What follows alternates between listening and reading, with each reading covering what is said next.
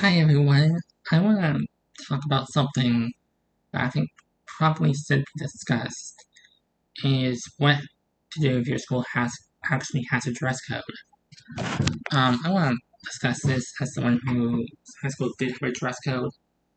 Um, Griffin High School had a dress code when I was in high school, so I'm going to talk about this because I think people probably this wasn't misinterpreted and give a lot more understand what to expect.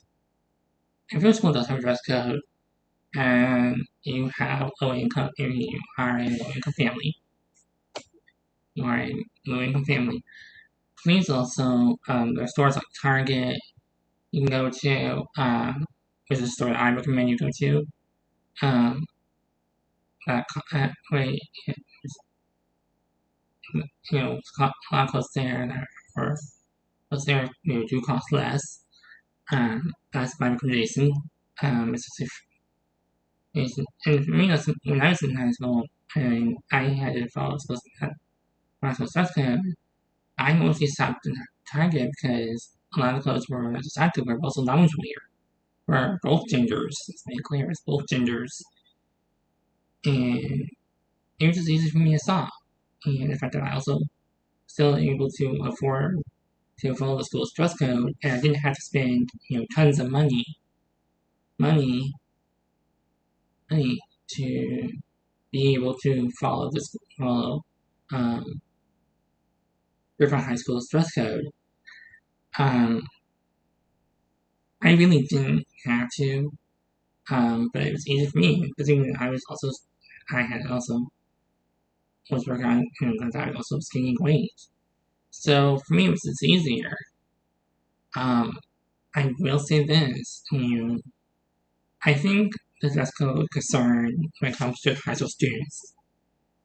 Like, if you have a problem with that, just because the clothes are in your dress code is not likely following your religious views, or your religious concerns, I will say this. I had a classmate, and I might give an example. I had a classmate who was dressed very conservative, very modest, and she would wear, high neckline halter tops, which my matronly on hers to make clear. But it was a high neckline skirt, a high neckline halter top, and it was a long skirt that came right down to her ankles. It was A-line to make clear. It also had a lot of layers, and she wore it with flats. And even though her arms were exposed, it was still within the school's dress code. It was perfectly fine. And the fact of also about the no one was questioning her religious concerns or questioning her religion. It wasn't a problem, it wasn't a big deal. And the reason I said that is I think a lot of people who have religious concerns or have religion where you have to dress very modest or very conservative way, and so no skin do have a hard time. They find this grass are easier to do, but hello, it's also easy to afford. Especially for someone, and that's my biggest thing, especially if you're rich, if you're RICH, and you have that concern, especially if you're on a cheerleader or on a dance team, clear what, or you're on the PTA, make clear what group of people should follow the criteria, and think, well, I'm rich, and I can spend tons of money, but yet what you're buying isn't following school dress code. You're buying crop tops, holes and jeans, you know, you know, and things like that. And you're also buying dresses that are, above the knee. What you're considering buying, you just wasted your money on something that you can't wear to school at all. And that's wasting money. And also shows that you also have poor money management yourself. And that's really bad because it also affects the way your parents. Oh, I'm going to say this, and it's not going to sound silly, but it also affects hello. You need to think about what you're buying at Old Navy or any of the brand department stores like Old Navy, the Republic, etc. Or the stores, car stores that are high end, you might want to think twice before you purchase. Say, well, can I wear this to school? And if I can't wear this to school, how can I? If you buy something that is about, hello, there are tops that are, are waist length that you can wear. That may not. Hello, if you have a problem with that, I'm sorry. But I will say this: see, if you're RSCs, it's easy to follow your school dress code because hello, you're also saving money. But you're still keeping it fair and equal between you and your classmates. Like you being rich, you didn't stick out so much to your classmates because you have more money than them. That made it clear, and that happened a lot when I was in high school. Especially to when I had classmates who were 2 years and I was dancing, they had more money than I did. I couldn't spend that much money that they did on clothes, because I couldn't do that. Because I learned to save my money earlier at a younger age, when I was a teen, more than I think they kind of did. This is probably the big thing I think we need to make clear on. Like, if you're going to teach finances, make sure your students are mostly cheerleaders or on dance team. And also type of PTA, but then maybe you probably would be easier to understand. That way, those group of people probably need a lot more financial help with understanding finances and how to actually have a budget.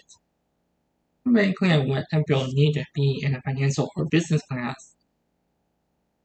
But you'll be in a financial business class because they might need help more with creating a budget so they don't spend too much money on clothes, but also find clothes that are less expensive and not, the exact opposite.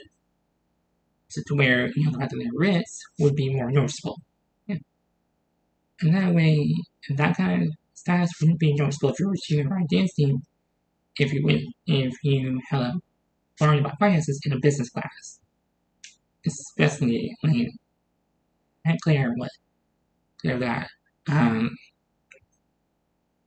I also will say this, and if you are clear, when it comes to sexual orientation, I'm going to bring this up, as this also was discussed in one of the things that did happen with GCISD was the sexual orientation with LGBT related issues, and especially in high schools, I think also in grade schools.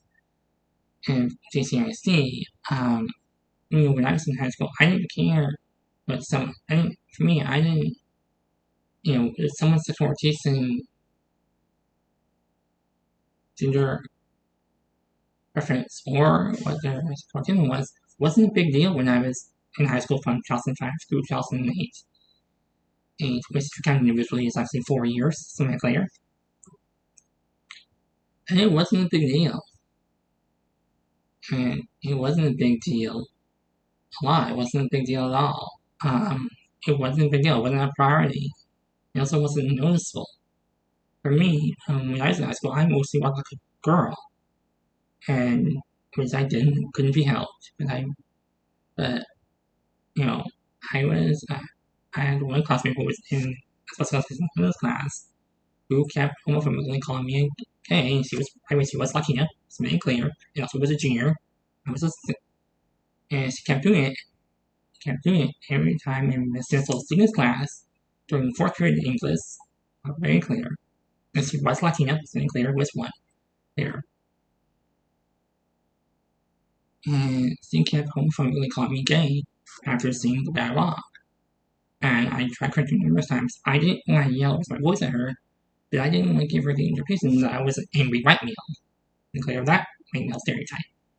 But this is the biggest problem with that thing, because we also do have the problem where, as you like LGBT, well, we also want to clear what stereotyping is a major problem in the special ed department, particularly bullying, name calling, and stereotyping when adults do it to the students in specific departments. I do think that this memory was raised very badly.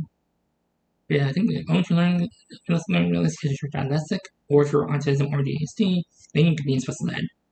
But if you're not, you shouldn't be in special ed at all. It's unclear. And unclear that, correct's not there. But I will say this, I'm kidding, and for me, my graduate at CDMS, was previously gay, the person's out singer. I didn't mind, it didn't bother me. And it really didn't. It didn't bother me that the person's sexual orientation was whatsoever. It didn't bother me whatsoever as a middle school student. It didn't bother me as a high school student. It's really clear. And it really didn't, because it was also none of my business. And I think that's exactly what GCISD needs to start doing is say, hey, we do not need to start saying, we do not care what your sexual orientation is. It is none of our business. It is none of our business. It's not business what your sexual orientation is. It isn't whatsoever. Yes. And that needs to be part of GCISD's policy, but also needs to be part of the high school policy. If it's not part of the school policy, it needs to be part of the high school or middle school or elementary school district's policy when they do their when it comes in their handbook, in their handbooks in big bold red print. I just want to say that everybody's going to cover that subject as well. But I want to thank you all for listening, and I hope this helps you guys out. Hope this information helps you guys out a lot more, particularly if you are, if you work at GCISD, you do need a little bit of help. I hope this helps you guys out a lot more with a better understanding. And I hope if you have any questions, please leave a comment below, and I'll be able to read them. So thank you all for listening.